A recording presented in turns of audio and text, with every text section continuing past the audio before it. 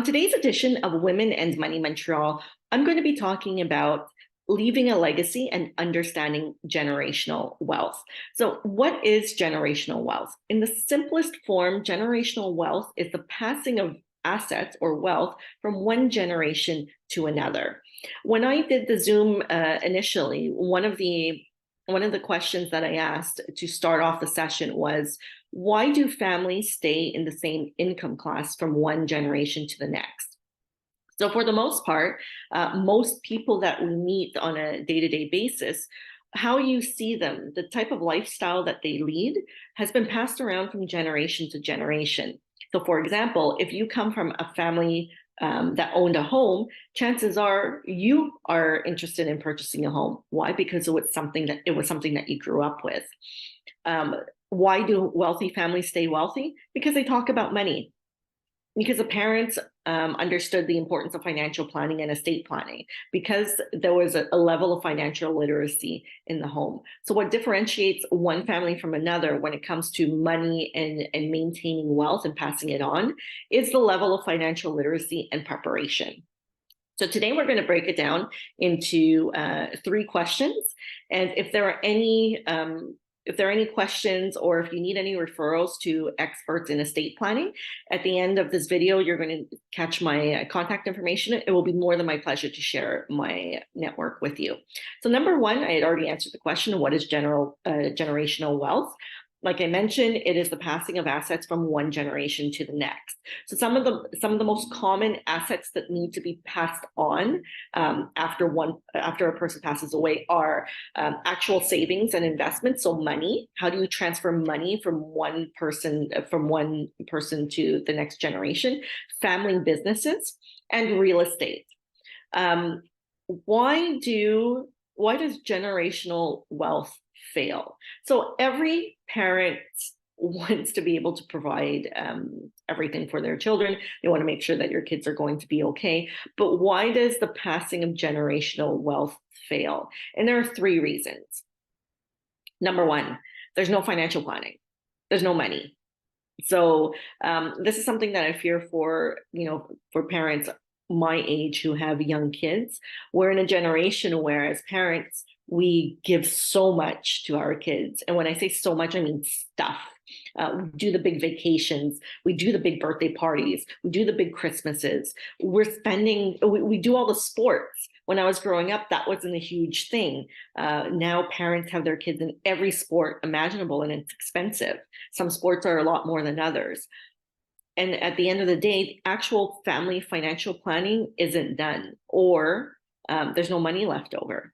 So number 1 is a lack of financial planning. I don't know how many times I've met with parents who understand that they need to get life insurance. We work out the numbers, we do a quote, and once they realize that this is how much it is, and keep in mind that life insurance could be as inexpensive or as expensive as you want it to be, they don't prioritize it. What they do is prioritize everything else, and they get into debt.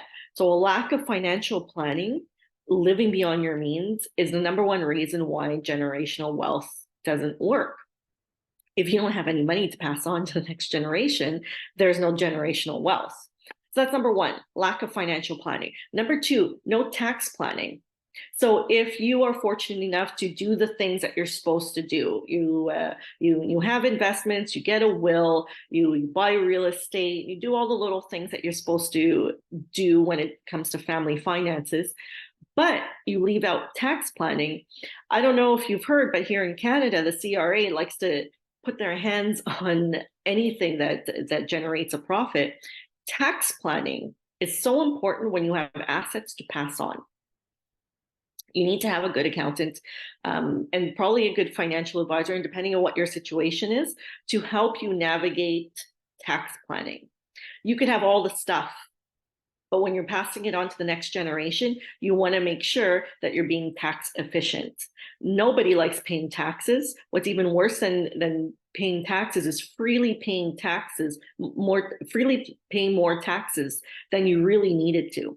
So what's the second reason why generational wealth fails or falls short? Because of a lack of tax planning. So that's number 2. Number 3, there's no estate planning. How many families do we know and see, again, do the right thing? They put money aside, they buy real estate, they do all the things, but there's no estate planning, there's no will. Here in Quebec, you absolutely need to have a notarized will. Without a notarized will, any other will needs to go through the probate process, which is costly, and you don't know how long it's going to take. And everybody says, oh, I don't have any money, so I don't need a will. Well, guess what? If you own anything, if you have even a little bit of money, when you pass away, people are going to show up out of the woodworks and try to get their hands on it. And unfortunately, that's the dynamic of families, and I've seen it over and over again. So those are the three reasons why generational wealth either fails or falls short. Number one, there's no financial planning. You can't pass on wealth if you don't have any. And number two, no tax planning. You do all the right things, but you don't take into account the taxes on the capital gains tax that you might have to pay on your assets. And three, no estate planning. These are three of the biggest reasons why generational wealth fails or comes short. If you work really hard during your life to create this life for the next generation, you want to make sure that the next generation receives these assets, this gift, as simply as possible and in the most tax efficient way. So how do you build and protect generational wealth? Number one, as I mentioned, have a notarized will. Have a notarized will. If you're here in Quebec, all of your assets are in Quebec. It's easy, get a notarized will. It's going to be registered with the Chambre notaire. When you pass away, there's not going to be any issues as long as the will was notarized, drafted and notarized while you are of sound mind. If you have assets elsewhere, speak to your notary about how that works, because every jurisdiction has their own rules. Even if you have assets, real estate in other parts of Canada, in the rest of Canada, they follow common law compared to here in Quebec, where we follow the civil code of Quebec. It's different. The laws are different. So you want to make sure that you have a notarized will and speak to your notary about all the other assets that you may have. If you're not planning for your own estate, but you're potentially planning for the estate of a loved one, this is a question also to bring up to a notary. Number two, take advantage of life insurance. Life insurance is a tool if you're young, relatively healthy, hopefully a non-smoker. It's a tool that you use to, number one, in case you pass away early, at least your partner, your beneficiaries will have money available to them. It's not going to replace you, but it's certainly going to help at least until they're able to mourn your death and any other expenses that need to be paid. But also it could be used to help offset capital gains tax. So speak to someone who's life insurance licensed. There's myself, there's plenty of other financial advisors who are life insurance licensed about life insurance, both for as an income replacement, but also to help offset capital gains. And again, if you're talking about something like real estate, and especially real estate that you don't own, that you don't live in, any real estate that you don't live in is subject to full capital gains tax. So while, if you're supposed to be the beneficiary of that money, of the proceeds of a sale, you might say to yourself, oh, I don't mind, it's a gift. So yeah, I will pay taxes, but it doesn't matter. It makes a big difference. Trust me, if you were expecting to receive 100,000, but because of capital gains tax, now you're only receiving 65,000. So life insurance is a tool to offset both an income. It's an income replacement if something were to happen to you, but it also helps offset capital gains taxes. The third thing, how to build and protect generational wealth, you need to surround yourself with estate planning professionals. We're in a do-it-yourself world. There are so many laws, rules, regulations. We're also a global society, so people have assets all over the world. Make sure you surround yourself with estate planning professionals. This could include, when it comes to your money and investments, financial advisor, financial planner, investment advisor. Make sure there's someone who knows how to deal with this, because not every financial professional specializes in estate planning or has experience in it. Also, make sure that you have a notary. to notarize any documents that need to be drafted. If you own a business, you might also want to have a business tax lawyer in your court to help you figure out how you're going to pass on your business to the next generation. Or is it better to sell it while you're still here? This is a discussion to have with a business lawyer. And lastly, taxes. Make sure you have a good accountant. What's a good accountant? Someone who isn't just a tax and income tax filer, someone who you can actually have a consultation with to discuss your estate planning needs. Everybody is different. And guess what? For the majority of us, our situation is going to evolve over time. So if you're in your mid-30s, not married, no children, your estate planning needs are going to be very different than if 15 years from now, all of a sudden you find yourself married with teenagers and a homeowner. So you want to be able to have an accountant that you can actually sit down and pay them by the hour and have those consultations with, because anything can happen to anybody at any time. And you want to make sure that your beneficiaries, the loved ones that you're leaving behind, are going to be able to receive this money as simply as possible in the most tax efficient way. And unless you've ever settled in a state, you won't really understand how difficult it is to do when things are a mess. And more often than not, those who are left settling in a state, they will tell you, ask anybody that you know who's had a loved one pass away, how it was to settle the estate. Most of the time, it's a mess. It's a headache. We don't know where anything is. Are there life insurance policies? Is there a will? And there are costs to this. So if you want to make sure that you leave a legacy and you pass on that wealth and your assets to the next generation, you need to plan ahead. And you need to let the people who are going to be responsible for it after you pass, you need to let them know where things are and where to look. One of the questions that came up and something that I addressed is that there's a misconception that you need to have kids, a family, to leave a legacy. And that couldn't be further from the truth.